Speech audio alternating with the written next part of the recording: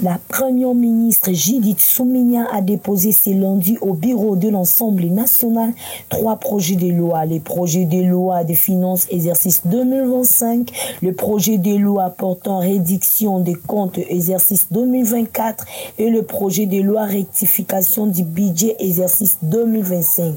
Concernant les projets de loi de finances 2025, ils s'élèvent à 49 847 milliards de francs congolais, soit une augmentation de 21% par rapport au budget exercice 2024 qui s'élèverait à 40 986,0 milliards de francs congolais.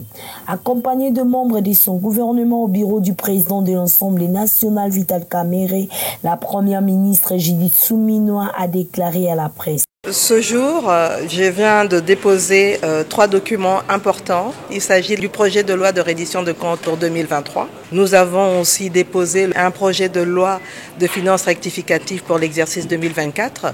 Le troisième document qu'on a déposé, comme vous l'avez dit, c'est le projet de loi de finances pour l'exercice 2025. Ce projet de loi, aujourd'hui, il est à hauteur de 49 847 milliards de francs congolais. Et ça nous donne une augmentation de 21% par rapport à la loi des finances 2024, la loi initiale telle qu'elle existe encore actuellement avant la rectification. Et la chef du gouvernement dit compter sur les réformes envisagées dans plusieurs secteurs de la vie nationale, notamment celles visant la stabilisation du taux d'échange pour améliorer les pouvoirs d'achat de la population.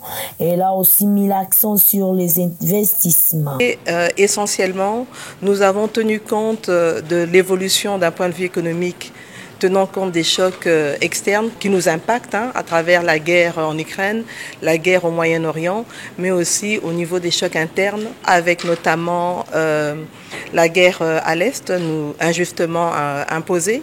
Mais il a fallu aussi tenir compte d'un certain nombre de réformes qui vont nous permettre de continuer à stabiliser le franc congolais et probablement à terme, on l'espère, aller vers une baisse du taux de change pour améliorer le pouvoir d'achat des ménages congolais. Il était important aussi de mettre un accent sur les investissements.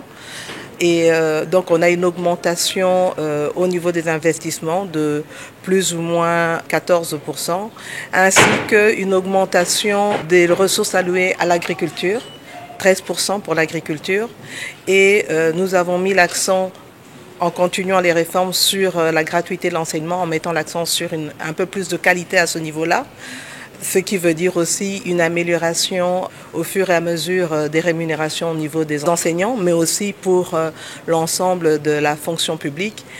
La chef du gouvernement affirme qu'aujourd'hui, le travail est axé sur les projets importants comme les ports en eau profonde des bananes. De poursuivre le travail au niveau du PDL 145 territoires et de manière générale mettre l'accent sur le développement rural et particulièrement un accent sur les infrastructures routières, les routes nationales, interprovinciales, les routes de desserte agricole, les voies fluviales. Nous continuons à travailler sur des projets importants comme du port en eau profonde de Banana. Il y a des discussions en cours par rapport au Grand Inga, mais nous continuons aussi à travailler sur un certain nombre de projets pour l'électrification au milieu rural.